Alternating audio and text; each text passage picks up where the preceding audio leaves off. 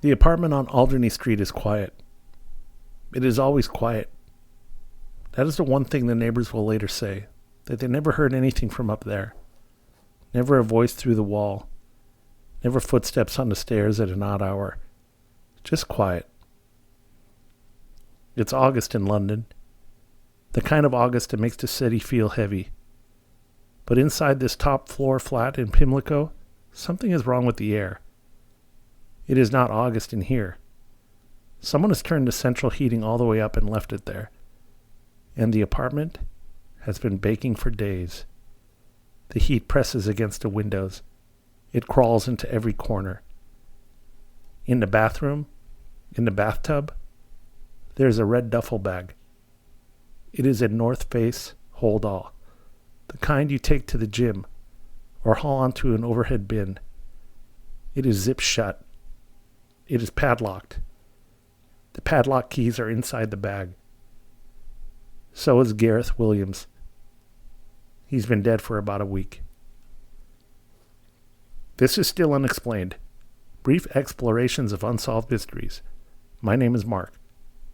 Gareth Williams was born in 1978 on the Isle of Anglesey, a small island off the northwest coast of Wales.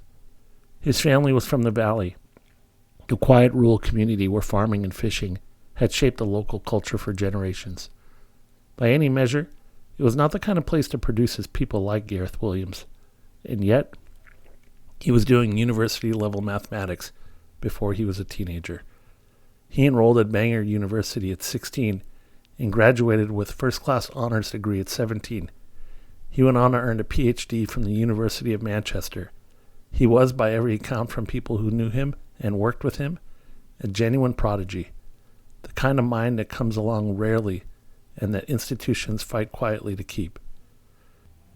GCHQ, the Government Communications Headquarters, is Britain's Signals Intelligence Agency.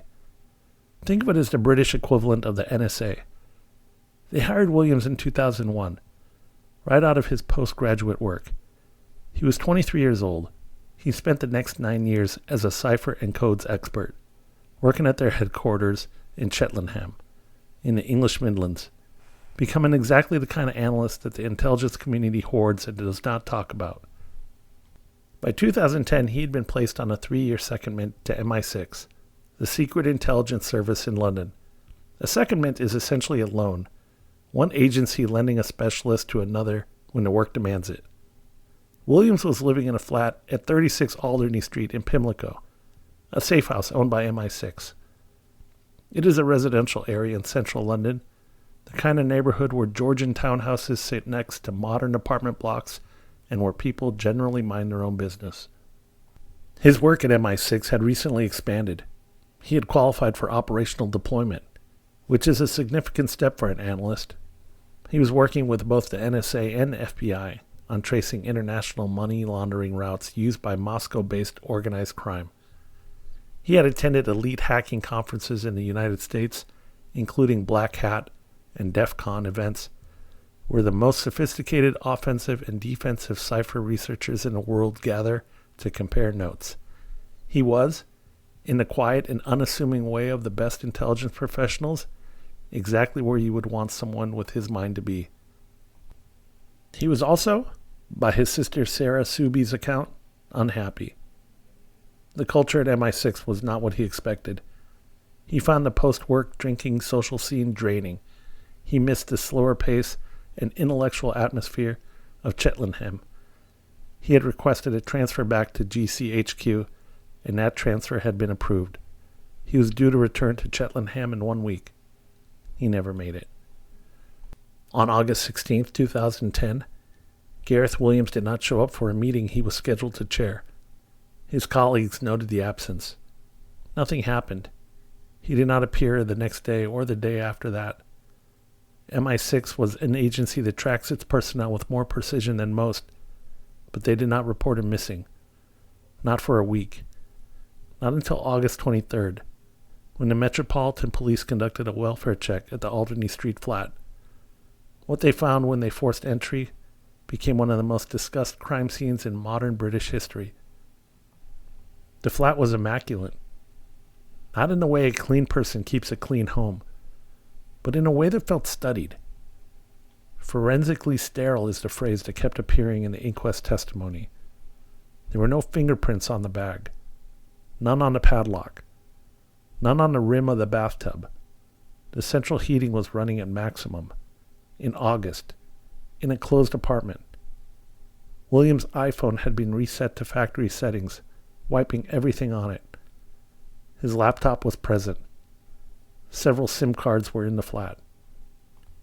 And in the bathtub, the red North Face holdall, padlocked from the outside, with the keys tucked beneath Williams' body on the inside. He was naked. He was in a fetal position. He had been dead long enough that the elevated temperature had significantly accelerated the decomposition, which is not an accident. That heat did not happen on its own, and it did not serve any innocent purpose. It destroyed forensic evidence. It compressed a timeline investigators could reconstruct. Whoever set that thermostat knew what they were doing. Here is the detail that stops everyone who hears it for the first time. 2 escapology experts were brought in to test the bag. They made 400 attempts to replicate what would need to have happened if Williams had locked himself inside. They failed every single time. Every one of 400 attempts. The consensus was that it was, in the experts' words, virtually impossible to zip and padlock the bag from the inside without leaving a trace on either the zipper or the lock. Peter Folding, a specialist who worked with Scotland Yard on the case, put it plainly. He said he tried it scores of times, and it was impossible. If Williams had done the lock himself, there would have been prints or DNA on it. There were none. So here's where it gets complicated and stays complicated. The official record on this case is not a single document.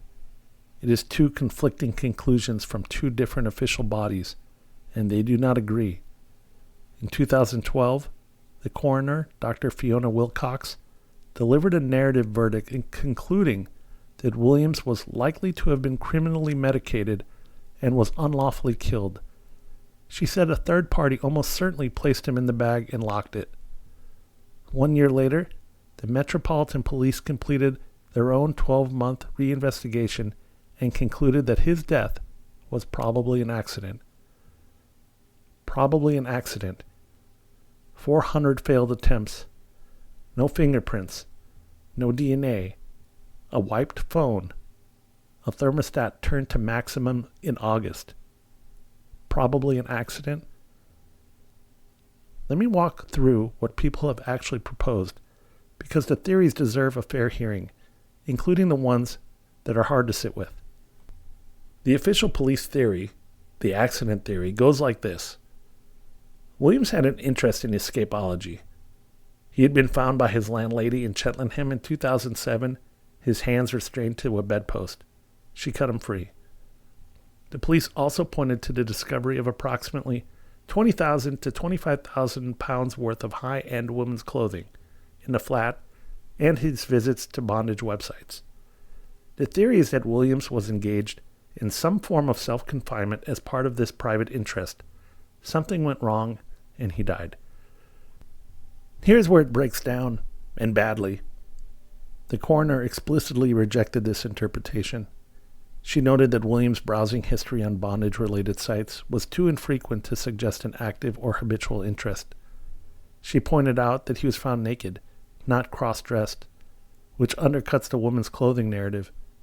She also noted that Williams was by all accounts a careful, risk-aware person, someone colleagues described as a scrupulous risk assessor. The 400 failed attempts by trained escapology experts speak for themselves, and the coroner raised something that nobody in law enforcement could satisfactorily answer. She suggested the high-value wardrobe and the bondage narrative looked less like a lifestyle and more like a planted smokescreen, a deliberate leak to the media designed to frame the death as a sex game gone wrong and redirect attention away from Williams' professional life. I'll be honest, the smear narrative bothers me more than almost anything else in this case. Whether or not you believe he was killed, Someone fed that framing to the press. Someone wanted that to be the story. The theory that keeps coming back, the one that investigators and journalists return to even when they try not to, involves Russia. Williams was, at the time of his death, actively tracing money laundering routes used by Moscow-based organized crime syndicates. He was doing this work in collaboration with the NSA and the FBI. He had attended Black Hat and DEF CON. He was, by multiple accounts, very good at what he did.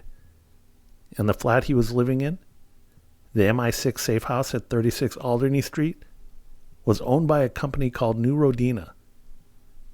Rodina is the Russian word for motherland. That is not a coincidence that fades with time.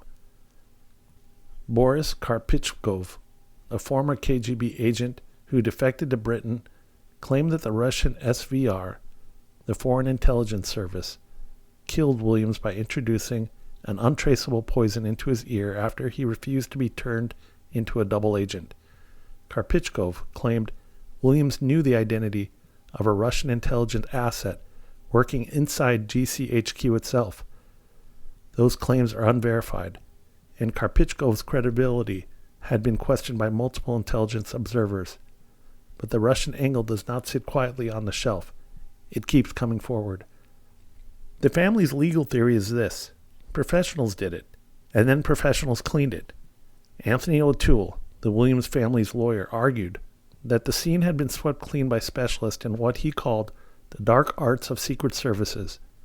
0 palm prints on the bathtub rim, no fingerprints on the bag or the lock, a wiped phone, a thermostat weaponized against the forensic timeline, DNA fragments from at least 2 unidentified individuals present on the bag degraded just enough to prevent identification. The coroner banned a line of questioning at the inquest about whether MI6 officers could perform keyless entry into the flat, shutting it down on national security grounds. O'Toole's reading is that this was an intelligence operation carried out by people trained specifically to leave nothing behind, and that the subsequent bureaucratic chaos, the MI6 delays in reporting Williams missing, the 9 memory sticks that Scotland Yard's counterterrorism command withheld from the senior investigating officer until just before the inquest concluded, all of it served the same function. It ran out the forensic clock and muddied the chain of custody. I don't know how you look at all of that and land on probably an accident. I genuinely don't. Then there is the version that sits on the edge of what the intelligence community will say out loud. Williams was due to return to Cheltenham in a week. He was unhappy at MI6. He had requested a transfer himself. If he had become aware of something that he should not have, something about an operation, an asset, a relationship between agencies that was not supposed to be visible, his departure date became a deadline in a different sense. The people with the most to protect had a week. That's a theory, not a fact. But it is a theory that several serious observers have declined to rule out, and I think that says something. The most recent attempt to break this open came in 2024. The Metropolitan Police concluded a forensic review focused on a single unidentified hair found at the scene. They had hoped that advances in DNA technology might yield a profile from the degraded sample. In February 2024, Detective Chief Investigator Neil John announced the results. No new DNA evidence. The samples were too degraded, destroyed by the same heat that compromised everything else 14 years earlier. The investigation was effectively closed, with the accident theory standing as the official Metropolitan Police position. Dr. Wilcox's verdict of unlawful killing has never been overturned. The family has never accepted the accident conclusion. The coroner's verdict and the police conclusion are made side by side in the official record, irreconcilable, and likely to stay that way. There is still a red bag in the evidence archive somewhere. A North Face holdall that has been photographed, fingerprinted, DNA swabbed, and examined by experts who have spent years trying to answer a question that should have a simple answer. An object that either contains the proof of a remarkable accident or the signature of a professional killing carried out cleanly enough to survive a decade and a half of scrutiny. The heating system in that Alderney Street flat was set to maximum. Whoever did that knew exactly what the heat would do to a body, to a timeline, to the evidence that investigators would desperately need. That detail does not belong to an accident. That detail belongs to a plan. Gareth Williams was 31 years old, and he was a week away from going home. Still Unexplained is created and hosted by me, Mark Evanoff. You can find the show and episode previews at www.stillunexplained.com. Please follow wherever you listen, leave a rating or review, and share it with someone who'd appreciate it. I'll see you next time. Thanks for listening.